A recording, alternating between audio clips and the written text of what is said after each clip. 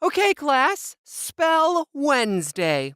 I don't know how to spell Wednesday. Well, James, just sound it out.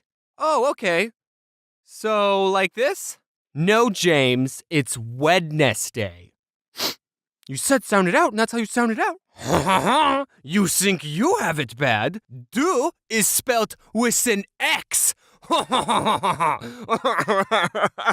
think it comes to no surprise that I'm terrible at spelling. I feel like everyone in life falls into two categories. Either you're good at math and bad at reading, or you're weird. And if you've seen my other videos, you know that I'm a math boy. My mom told me that I have dyslexia because she has dyslexia and I have all the symptoms, but we never got that diagnosed by a doctor, so you can't make me take my meds, Mom. A lot of times what I do to cover up the fact that I spell lower than a first grade level is I will purposely misspell words to the point where it's obviously a joke. You thought I was doing that to be funny, but it's actually because I have zero self-confidence in my spelling and I don't want anyone to point out my mistakes. I mentioned this in a different video, but in elementary school, I was put into an honors program and everyone had to take spelling tests a grade ahead of their level. And by everyone, I mean everyone except me, because I failed every single spelling test. So I had to take spelling tests that were on level.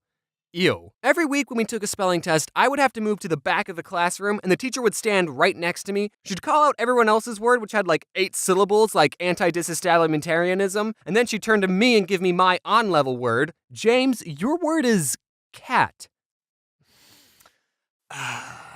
Also, one year our class did a spelling bee and everyone had to participate, and I didn't even care that I was the first one out. Hey, that's almost my name. Another thing that I mentioned in a pretty old video is that I used to have a speech impediment when I was little. I couldn't pronounce my O's and I talked like this. I'm good now. Obviously. So every other day during school, I had to go to a speech therapy class, and one day the teacher who taught me how to pronounce my O's, I'll call her Mrs. Kool-Aid, gave me this sheet of paper with a bunch of raindrops on it, and she said, "For every raindrop on this page, say the word raindrop." But then she just left the room and I said, well, I'm not gonna do this. I didn't say raindrop a single time, because no one was even there. No one would have seen me not saying raindrop. So why would I do something that I didn't want to do? But then the funny part is when she came back, she asked, "Are you finished saying your raindrops?" No. Well, how many did you say? I didn't say any.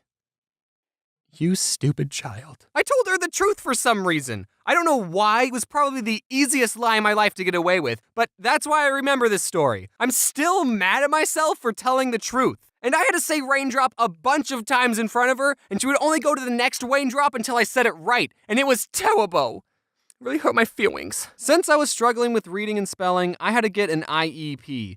An incredible, excellent personality, which meant I had to go to a special class for a little bit during school, and the teacher who taught this class was none other than Mrs. Kool-Aid. Oh yeah. I don't know why I said it like that. I don't remember anyone ever telling me I was put into a special needs class. I just remember going into speech therapy every other day, and then those classes slowly morphed into teaching me how to read and spell. I don't know, I thought reading this book would have helped me talk better. 2 other kids were in the reading class with me, and I remember the day when reading for me just clicked. Us 3 were given a simple sentence to read. It was about bees. It was so simple. It was literally just, to defend their hive from wasps, bees don't sting the wasp. Instead, they all crowd around the wasp and flap their wings to raise their body temperature, heating up the wasp until it dies. And then Mrs. Kool-Aid asked us, okay, how do bees defend against wasps? And the other 2 kids said, they sting them. And I said, what? No, you morons! Didn't you read this? The words on this paper have meaning when placed in a certain order convey information. Also, I never want to get hugged by a bee. So I was in these classes all the way until the 6th grade. I was getting better at reading. I still wasn't great, but I was getting better at it. And one day, Mrs. Kool-Aid said, you know, James, you should try competing in the Battle of the Books. Battle of the Books? Battle of the Books? Battle of the Books! Finally, reading sounds fun! At my school, Battle of the Books was this competition where students were given a list of 4 books to read within a time limit of 2 months. I don't remember how long it was. And after however many months it was, the contestants would sit in an auditorium and take turns answering questions about the books. And whoever got the most questions right would get a pizza party. And that's where the battle part comes in. We'd kill each other for pizza. And then there were 2 more rounds, each with 4 more books, so there was a total of 12 books you had to read. And we were allowed to be with a partner, so my partner was TJ. Hey TJ, do you remember Battle of the Books? Yeah man, it was great. Now you're probably thinking that 4 books in 2 months isn't that hard, especially since they're kids' books, but as someone who didn't read any books on my own outside of school, it was a challenge. But I discovered a way to cheat the system. I discovered something called audiobooks. Instead of having to sit still and read the book, I could just have someone read the book to me. And I would get through the book so much faster. I'd be able to read a book in about 8 hours as opposed to reading a book never, because I would never be able to finish a book on my own. And I was actually able to understand what was going on. I legitimately thought that listening to audiobooks was cheating because of how well it worked. So I never told anyone my secret. Until just now. Please don't tell anyone. Also, I didn't just turn on an audiobook and start playing video games. No, I sat in my bed next to the CD player and followed along with the book, and sometimes I even took notes. I've wanted to talk about my love for audiobooks for so long, but I can't, because then people will think I'm getting paid by a certain company, but I'm not, and I'll prove it. Instead of wasting your money on quality audiobooks made by professionals, you guys should all check out LibriVox.org, where you can listen to free public domain audiobooks, which means there's only old-timey classical books on it, like Aesop's Fables, which in my opinion is all you need. Anyway, TJ and I did the Battle of the Books, and for one of the rounds, TJ was sick, so I had to answer the questions all by myself, and I never forgave him for that. And also, the whole time, I was keeping track of everyone's points, and me and TJ got the most questions right. My math skills are finally being useful. I was already craving the pizza. After the last round, the teacher said, "Okay, I'll tally up all the points and let you all know who the winner is in a couple of weeks." But since I was keeping track of everyone's score, I already knew we won. I turned to TJ and I said, "TJ, guess what? Oh, this is the round that you were sick on.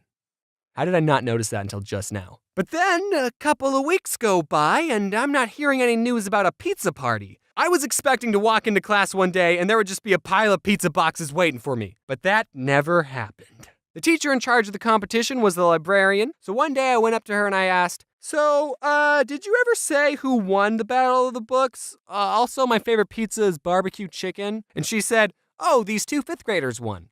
So the Battle of the Books was for both 5th and 6th graders. I was a 6th grader, so I went to all the 6th grader battles, but apparently there was some low-life 5th grader who got every single question right and stole my pizza party! And that taught me a valuable lesson. Even when you work hard, you don't always get what you want in life. But that's okay, because one day, you'll be an adult and you can buy all the pizza you want without having to read first. Hello there. Any of you down for a game of soccer? I mean football? This is 100% James. This isn't someone else doing the end card. This is me. This is James. I would never ask someone else to make an end card for me because I was too lazy. You guys should check out the channel Get Mads? Get Mads? Am I pronouncing that right? He helps me edit my videos for my second channel. That's right, I have a second channel with a total of 6 videos. Count them 6. 6 videos. And also, as per usual, I need to thank my colorers who made this video look absolutely amazing. Thanks, guys. I appreciate it. Everyone go watch these guys' videos for a solid 4,000 hours, including Mads. And as always, what does James say for his outros again? Strap up if you're going on a bumpy ride. Wait, no, that's not it at all. Buckle up. Wait, no, that's way too American. Oh yeah, wear your seatbelt.